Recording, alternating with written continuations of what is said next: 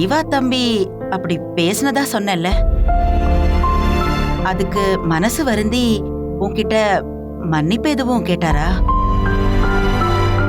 என்னடி எதுவும் சொல்லாம இருக்க? என்கிட்ட சாரி கேட்டாரம்மா. ஆனா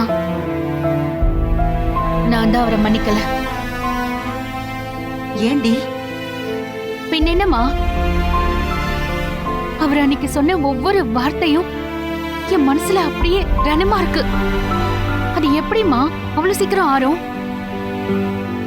அவரு வேணும்னா ஏதோ எமோஷன்ல பேசிட்டேன்னு சொல்லலாம். ஆனா என்னால அப்படியே எடுத்துக்கிட்டு போக முடியாதுமா. என்னை பொறுத்த வரைக்கும் அவர் சொன்ன ஒவ்வொரு வார்த்தையும் அவர் மனசுல ரொம்ப நாளா ஊறிக்கிட்டு இருந்த விஷயம்.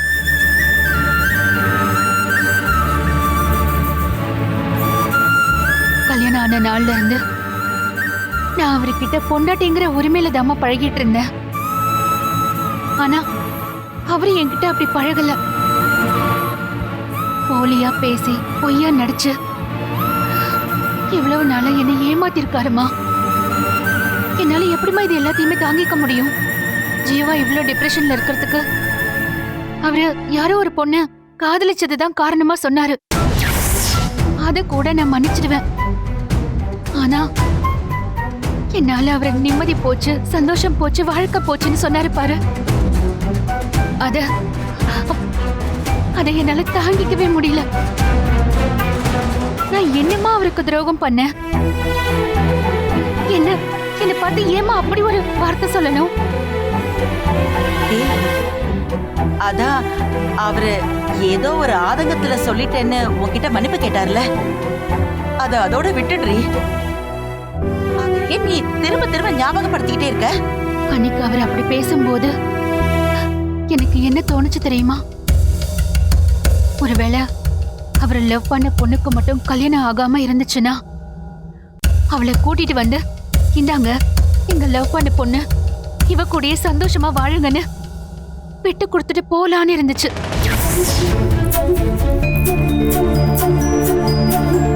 ஏன் இப்படி எல்லாம் பேசுற? பின்ன என்னம்மா, பிடிக்காதவங்களோட சகிச்சுக்கிட்டு வாழறதை விட பிடிச்சவங்களுக்காக சில பேரை எதிர்த்துக்கிட்டு வாழ்ந்துடலாம். என்ன இவ இப்படி பேசுறா? ஜீவா காதலிச்சது காவியா தானே தெரிஞ்சா இவ சொன்ன மாதிரி காவியாவே கொண்டு வந்து வாழ வச்சிடுவா போல இருக்கே. இங்க பாருடி, ஜீவா காதலிச்ச பொண்ணுக்குதான் கல்யாணம் ஆயிடுச்சே. என்ன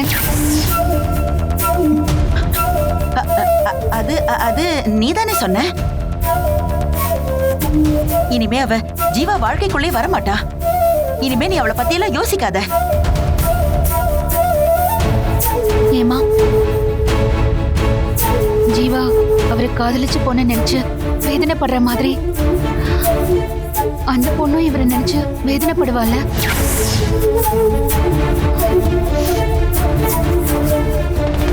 ஏண்டி நீ அப்படியெல்லாம் யோசிக்கிற? அவதான் வேற ஒருத்தனை கல்யாணம் பண்ணிக்கிட்டு போயிட்டாளே. தயவு செஞ்சு இனிமே அதை பத்தி எல்லாம் யோசிக்காதடா. இங்க பாரு, ஜீவா என்னைக்கு உன்னை தொட்டு தாலி கட்டினாரோ அன்னைக்கே அவர் உனக்கு சொந்தமாயிட்டாரு. நீ அவருக்கு துணையாவும் அவர் உனக்கு துணையாவும் வாழ்க்கையோட கடைசி நாள் வரைக்கும் நீங்க 2 பேரும் வாழ்ந்தாகணும். ஜீவா எனக்கு எவ்வளவோ ஹெல்ப் பண்ணிருக்காரு. அதெல்லாம் என்னால மறக்கவே முடியாதுமா. அவர் என்கிட்ட அப்படி சொல்லியும் நான் அவரை நேசிக்கிறேன்னா அவர் என் மேல காட்டின அன்பும் எனக்கு கொடுத்த சப்போர்ட்டும் தான் காரணம். ஒரு அப்பாவுக்கு அப்புறம் ஒரு பொண்ண ஒருத்தன் எந்த குறையும் இல்லாம பாத்துக்கிறான்னா அவன்தாமா நல்ல புருஷன். அந்த விதத்துல ஜீவா எனக்கு எந்த குறையும் இல்லாம பாத்துக்கிட்டாரு. என்ன தேவி பிரியம்மா விஷயத்துலதான் அவர் என்கிட்ட அப்படி பேசிட்டாரு. இப்ப கூட அந்த மழையில என்னோட ஹோம் இடிஞ்சு விழுந்துருச்சு. அடுத்து என்ன பண்றதுன்னு தெரியாம நான் முழிச்சிட்டு இருந்தேன். ஆனா அவர்தான் எனக்கு சப்போர்ட்டா புதுசா ஒரு பில்டிங் கன்ஸ்ட்ரக்ட் பண்ணி கொடுக்கறாரு. இதெல்லாம் தான் நான் அவரை விட்டு விலகாததுக்கு காரணம். என்ன மட்டும்னு இல்ல, என்ன சார்ந்தவங்களையும் அவர் அரவணைக்கிறாரு. அவரோட அந்த அன்புக்காக தான் நான் இன்னும் கட்டுப்பட்டு இருக்கேன். நீ சொல்றத கேட்கும்போது சந்தோஷமா இருக்குடி. இங்க பாரு, எல்லா மனுஷங்களும் வாழ்க்கையில சில தப்புகள் பண்ணதான் செய்றாங்க. தப்பே பண்ணாதவங்கன்னு இந்த உலகத்துல யாருமே இல்ல. அதனால ஜீவா மாப்பிள்ள பேசினதை மறந்துட்டு அவர் கூட நீ சந்தோஷமா உன் வாழ்க்கைய ஆரம்பிமா. யோசி.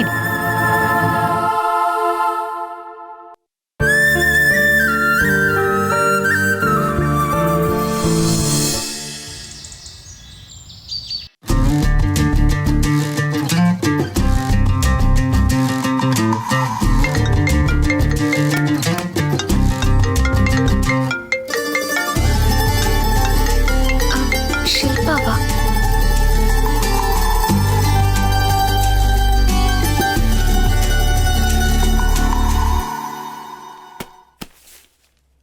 வர போனெல்லாம் எதுக்காக கட் பண்ணிட்டு இருக்கா?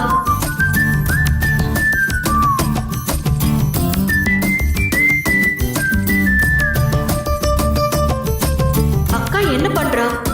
மாமா கால்காக எதிர்பார்த்து உட்கார்ந்துருக்காளோ?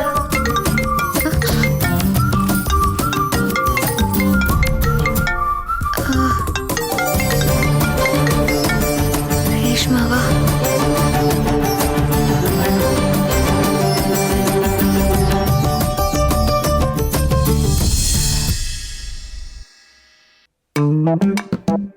என்ன போன் வருது, ஆனா போன் அட்டெண்ட் பண்ண மாட்டேங்கிற? ஃப்ரெண்ட்ஸ் தான் கால் பண்றாங்க, அப்புறமா பேசிக்கலாம். வர போன் எல்லாம் அட்டெண்ட் பண்ணலனா அப்போ வேற ஏதோ போனுக்காக வெயிட் பண்றதானே? ஏய், அதெல்லாம் ஒண்ணும் இல்ல. படிச்சிட்டு இருக்கேன்ல, பேசினா கான்சென்ட்ரேஷன் மிஸ் ஆயிடும். அதான் ஃபோன் அட்டெண்ட் பண்ணல. போய் சொல்லாத. ஒவ்வொரு தடவை போன் வரும்போதும் பார்த்தி மாமா தான் போன் பண்றாரோன்னு எந்திரிச்சு ஓடுற. மாமா இல்லன்னு தெரிஞ்சதும் அப்படியே அப்செட்டா வந்து உட்கார்ற. ஏதே பார்த்தி மாமா கால் பண்ணிருந்தா எடுத்து பேசிருப்பல. கரெக்ட் தானே? எப்படி இவ்ளோ அறிவா இருக்க? இந்த வீட்ல பிரியா கிட்டயும் என்கிட்டயும் இல்லாத அறிவு உனக்கு மட்டும் எப்படி வந்துச்சு? அதெல்லாம் அப்படிதான். போ, போய் படிப்போ. என்ன எக்ஸாம்லாம் அப்பவே முடிஞ்சிருச்சு, இப்ப என்னத்த படிக்க? ஏதோ கல்ச்சுரல்ஸ்னு சொல்லி டான்ஸ் ஆடிட்டு இருந்தல, போ அத போய் ரூம் டோரை க்ளோஸ் பண்ணிட்டு பிராக்டிஸ் பண்ணு போ. இவ்ளோ நேரம் அதான் பண்ணேன், எனக்கு டயர்டா இருக்கு. அப்போ அம்மாக்கு போய் ஹெல்ப் பண்ணு. கிச்சன்ல எவ்வளவு வேலை இருக்கு. ஐயோ, கிச்சன் உடனே தான் ஞாபகம் வந்தது. அம்மா டீ போட சொன்னாங்க. நான் பாலை காய வச்சுட்டு மறந்தே போயிட்டேன். ஐயோ, தீஞ்சு போயிருக்க போது. ஓடு ஓடு ஓடு, சீக்கிரம் போ போ போ. நானே பார்த்து ஃபோன் பண்ணலான்னு இருக்கேன், தொணன்னு கேள்வி வேற.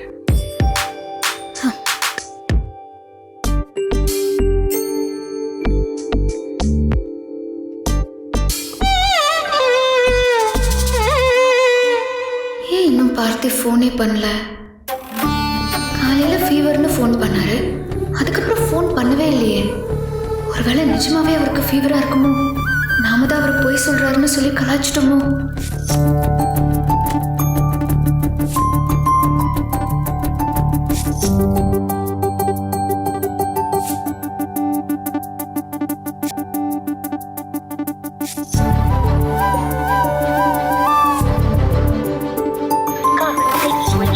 ஏன் ஃபோன் சுவிட்ச் ஆஃப்னு வருது? பார்த்தி எப்போ ஃபோன் ஆஃப் பண்ண மாட்டாரே. அப்போ நிஜமாவே அவருக்கு உடம்பு முடியலையா? இதை யார்கிட்ட கேட்கறது? அர்ஜுன கேப்போம்.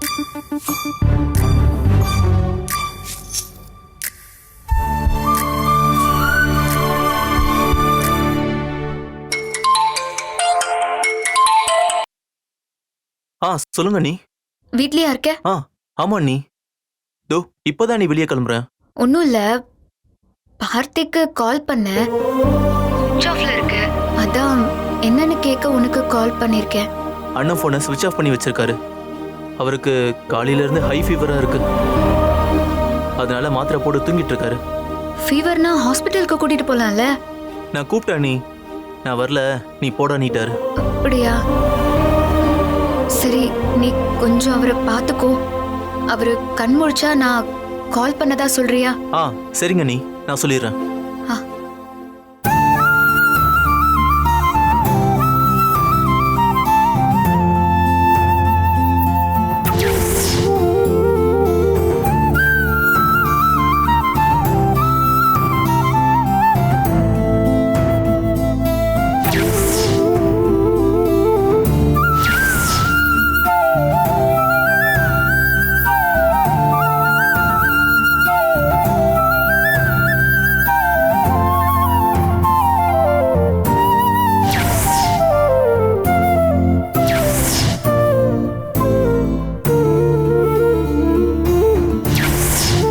உடம்பு முடியாதப்போ அவர் எவ்வளோ ஹெல்ப் பண்ணாரு.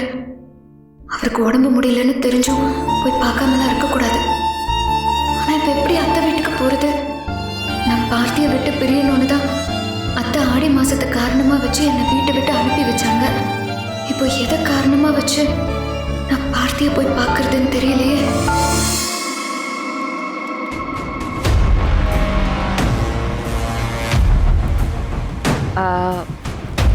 ஆமா, ஜேகே எங்க?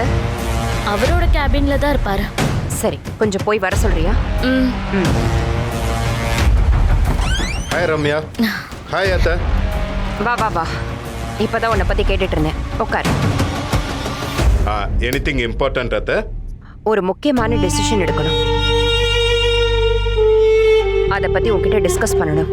சொல்லுங்க அத்தா. நம்ம என்டையர் கம்பெனில இருந்து அருணாச்சலத்தை வெளியே அனுப்பலான்னு முடிவு பண்ணிட்டேன். அவனோட ஷேர்ஸ் எல்லாத்தையும் விற்க சொல்லிட்டு அவனை கம்பெனில இருந்து வெளியே போக சொல்ல போறேன்.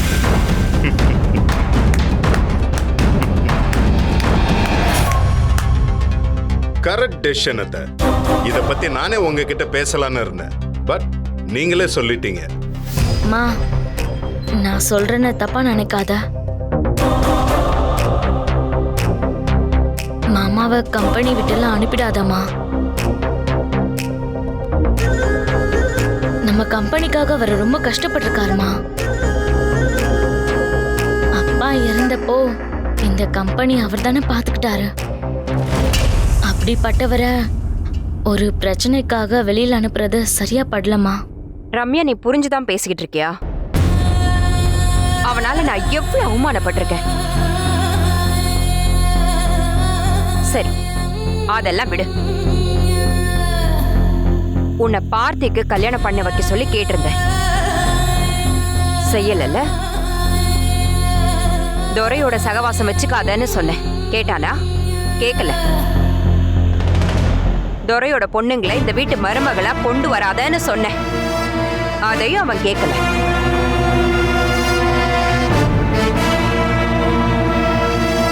கடைசியில எனக்கு எதிராக கம்ப்ளைண்ட் கொடுத்து என்னையே போலீஸ் ஸ்டேஷன்ல உட்கார வச்சுட்டாங்க. இவ்ளோ பண்ணதுக்கு அப்புறமும் அவனை எப்படி நம்ம கம்பெனில வச்சுக்கிறது? மா ப்ளீஸ் மா, ரிலாக்ஸ். ரம்யா ஏதோ எமோஷன்ல பேசிட்டு இருக்கா. இங்க பாரு ரம்யா, திஸ் இஸ் பிசினஸ். அத்த, அருணாச்சல அங்கிளை கூப்பிட்டு இந்த விஷயத்தை நீங்களே லீகலா ப்ராப்பரா இன்ஃபார்ம் பண்ணிருங்க. Fits a timeline. Yeah, oh perfect. அத்த, I have an important call. I will get back to you. அத்த, இன்னொரு முக்கியமான விஷயம் சொல்ல மறந்துட்டேன். சொல்லு, என்ன விஷயம்? கொஞ்ச நாளைக்கு முன்னாடி ஜீவாவை பார்க்க பிரியாவோட அம்மா மகா நம்ம சைட்டுக்கு வந்திருந்தாங்க. ரொம்ப நேரமா ஜீவா கிட்ட பேசிட்டு இருந்தாங்க. என்ன இவ்வளவு நேரம் பேசிட்டு இருக்காங்கன்னு நானும் பார்த்துட்டே இருந்தேன். பட் ஒரு ஸ்டேஜுக்கு அப்புறம் அவங்க அழ ஆரம்பிச்சிட்டாங்க. அழ ஆரம்பிச்சிட்டாங்களா? என்ன ஆச்சுன்னு தெரியல. அழுதுகிட்டே பேசிட்டு இருந்தவங்க திடீர்னு ஜீவா காலில் விழுந்து கதறி அழுதாங்க. என்னது, காலில் விழுந்துட்டாளா? யா, எக்ஸாக்ட்லி. என்னால இதை நம்பவே முடியல. என்னாலே நம்ப முடியல அத்தை. என்ன நடக்குதுன்னு நானும் பார்த்துக்கிட்டே தான் இருந்தேன்.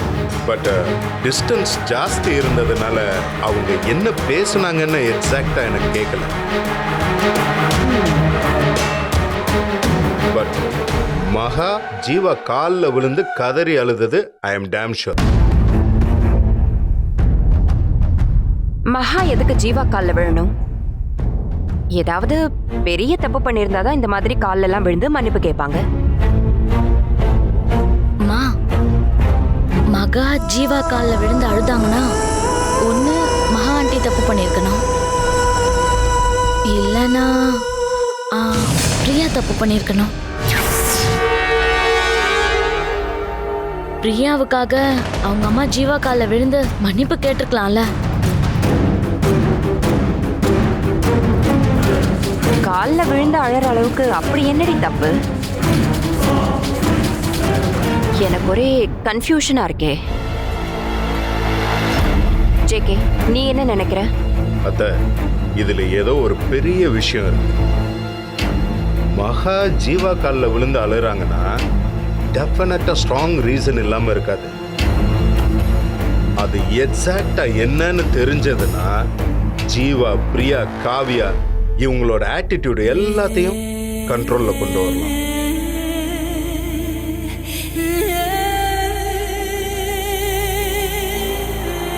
ஜேகே, இது என்ன விஷயம்னு சீக்கிரட்டா நீ கண்டுபிடி. ஷூர் அத்தை. நீ இந்த விஷயத்த சொன்னதுல இருந்தே எனக்கு கியூரியாசிட்டியா இருக்கு. உடனே போய் என்னன்னு விசாரி. டெஃபினட்டா அத்தை. I will get back to you with the details.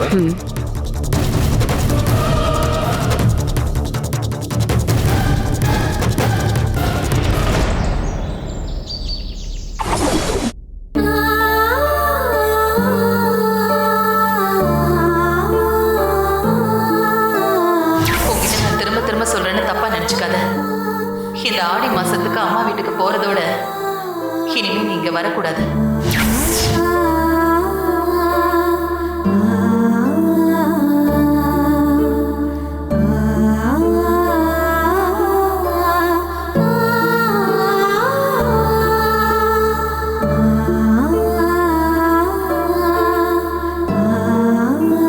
Kavya, அத்தை எப்படி அத்தை இருக்கீங்க? நான் நல்லா இருக்கேம்மா. நீ எப்படி இருக்க? சரி, வா சாப்பிடலாம். ஐயோ இல்ல, பரவாயில்ல அத்தை, எனக்கு எதுவும் வேண்டாம். திரும்ப நீங்க வருவன்னு நான் கொஞ்சம் கூட எதிர்பார்க்கவே இல்லை. அது நானும் இங்க வரக்கூடாதுன்னு தான் அத்தை நினைச்சேன். ஆனா எதையாவது விட்டுட்டு போயிட்டியா? மறுபடியும் எடுத்துட்டு போலான்னு வந்தியா? ஆமா அத்தை. நீ எதை சொல்றன்னு எனக்கு புரியல. ஒன்றும் இல்லை அத்தை, என் புக்ஸ் எல்லாம் மறந்து இங்கே வச்சுட்டு போயிட்டேன். அதை எடுத்துட்டு போலான் தான் வந்தேன். சொல்லியிருந்தா நானே எடுத்துட்டு வந்து உங்ககிட்ட கொடுத்துருப்பேன்ல. எதுக்கு இதுக்கு போய் அவ்வளவு தூரம் நீ வந்த? நீ வந்தது பார்த்திக்கு தெரிஞ்சா என்ன ஆகும்னு உனக்கே தெரியும்ல. தயவு செஞ்சு எதுவா இருந்தாலும் நீ என்கிட்ட போன்ல சொல்லு, நான் உங்ககிட்ட கொண்டு வந்து தரேன்.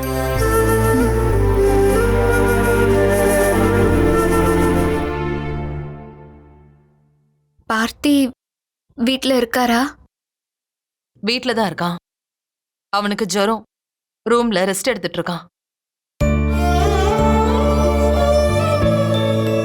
நீ ஒண்ணு அவனை பத்தி கவலைப்படாத, அவனை நான் பாத்துக்கிறேன். இன்னைக்கு சரியாயிடுவான் அவன். நாளையில இருந்து வழக்கம் போல ஆபீஸ்க்கு கிளம்பிடுவான். சரிங்க அத்தை. சரி, உனக்கு என்ன புக்ஸ் வேணும்னு சொல்லு, நானே எடுத்துட்டு வரேன். ஐயோ இல்ல அத்தை, அது உள்ள வச்சிருக்கேனா, நானே போய் எடுத்துக்கிறேன். அவன் தூங்கிட்டு இருப்பான், அவனை டிஸ்டர்ப் பண்ணாம உன் புக்ஸ் எடுத்துட்டு சீக்கிரமா கிளம்பிடு. சரியா? சரிங்க அத்தை.